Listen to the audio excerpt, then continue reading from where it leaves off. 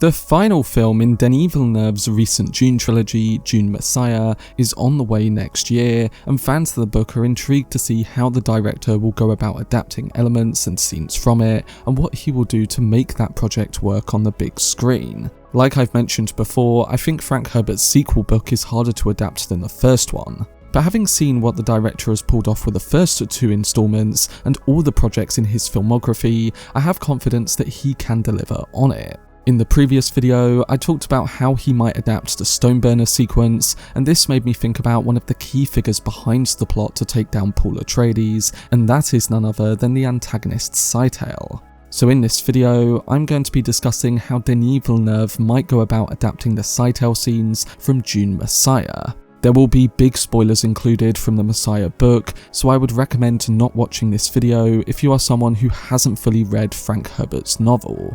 Before I get into it though, if you want to keep up to date on any of my content surrounding Dune Messiah and beyond, then don't forget to support this upload by giving it a like rating and subscribing to the channel. But without further ado, let's dive into the Scytale scenes in Dune Messiah. So the Bene Tleilax play a crucial role in the Dune series, standing in contrast to the Bene Gesserit. Often viewed as more malevolent and unconventional, the Bene Tleilax have their own strategies for seizing control of the Imperium. Their influence is first felt in Dune Messiah, where Scytale, a face dancer, serves as the primary agent of their schemes. With his ability to alter his appearance, Scytale emerges as a formidable antagonist, directly confronting Paul Atreides throughout the narrative. He later reappears as a Gola and Tleilaxu master in Heretics of Dune and Chapter House Dune, and his journey continues in the sequel novels Hunters of Dune and Sandworms of Dune, penned by Brian Herbert and Kevin J. Anderson, wrapping up Frank Herbert's original saga. However, when focusing on the Messiah storyline, Scytale's character is introduced in a significant way, and in focusing in on that, I think we learn why he is one of the most compelling figures in this universe. One thing that makes Scytale such a great villain in my eyes is that you can kind of see him in two different perspectives. One perspective is that he is the most ruthless antagonist in the entire Dune saga, his defining trait being his ability to shapeshift into others, which requires a deep comprehension of their thoughts and emotions to convincingly adopt their personas. But while he recognises and even feels compassion for his victims, he still inflicts harm upon them. Towards the opening of the book, it reveals that Scytale feels pity for Paul regarding the impending events. However, he proceeds with his scheme, fully aware of the suffering he will inflict on Paul. Scytale's demeanour is cold and methodical, yet there's an unsettling quality in his ability to empathise and even care for someone while being capable of taking their life without a second thought. Additionally, Scytale is acutely aware of his own intelligence and views others as inferior, ridiculing characters like the guild navigator Edric.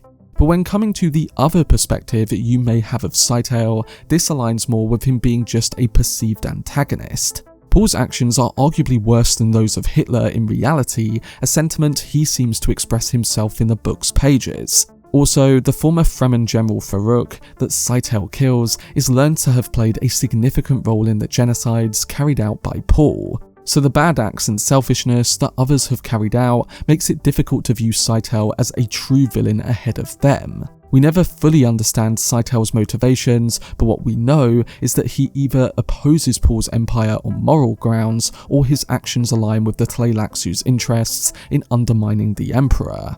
It's really up to you how you view him, and while I personally see him as another antagonist of the Messiah storyline and one of many sides of villainy, some may just see him as a straight up villain. That's what makes the character a great one, and I think there are many moments and scenes in the Messiah storyline that make this a key point.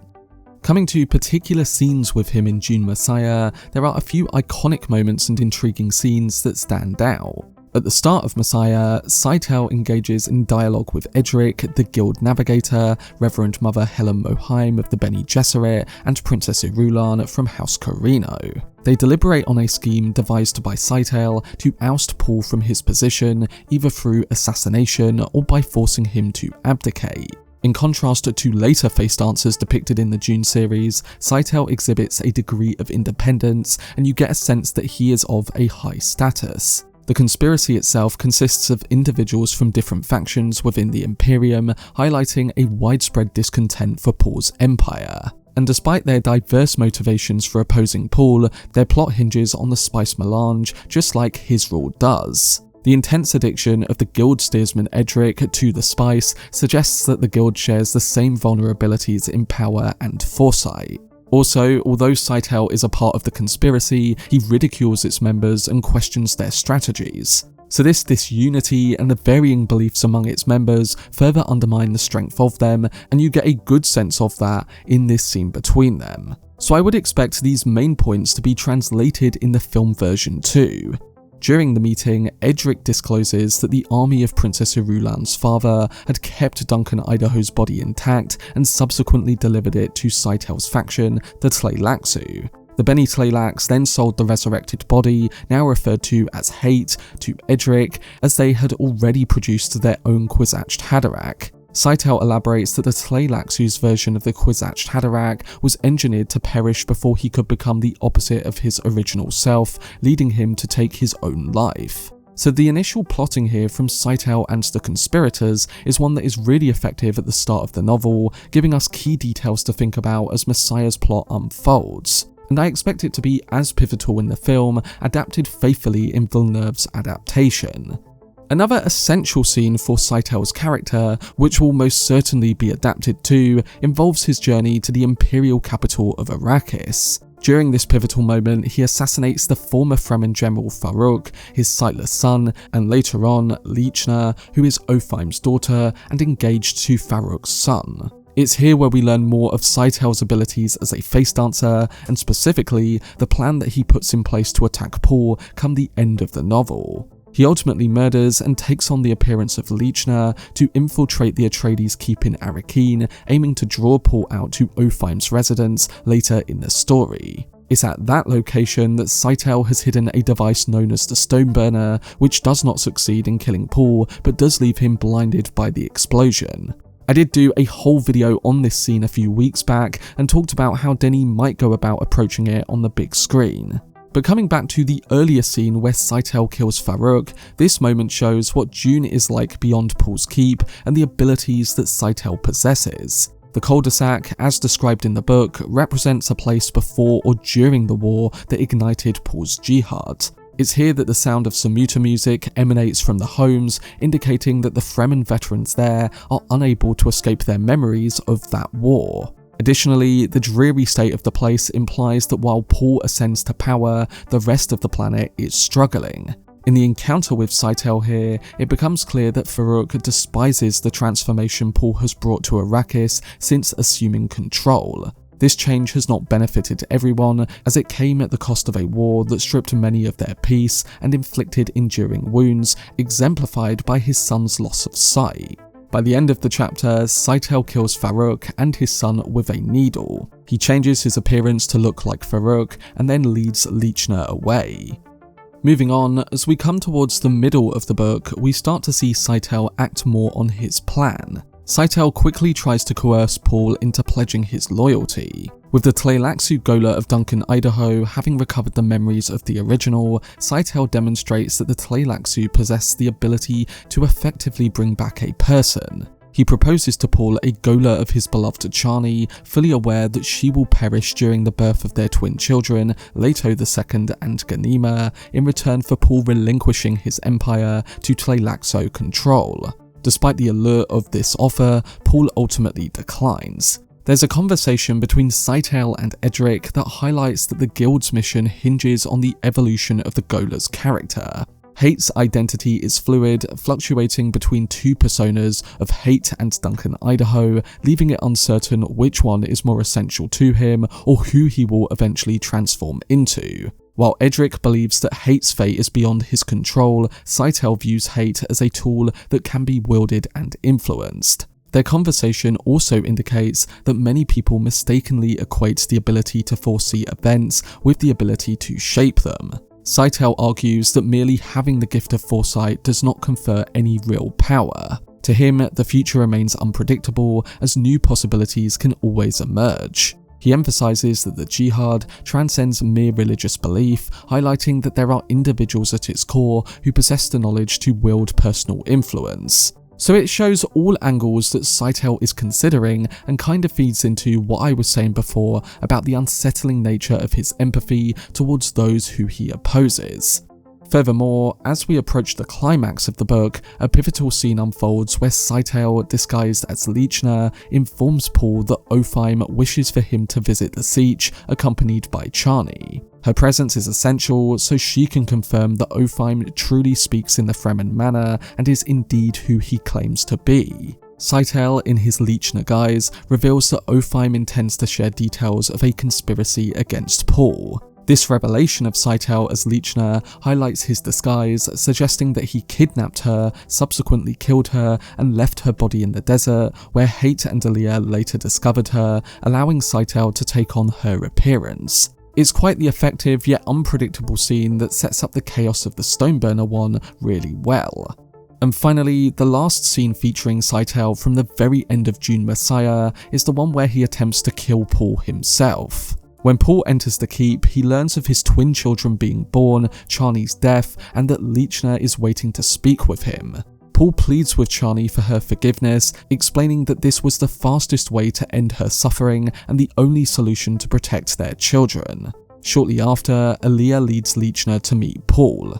In a voice that is distinctly different from Lichner's, the disguised Scytale inquires whether Paul's Gola is Hate or Duncan. Paul responds that he is Duncan and he refuses to negotiate with Scytale.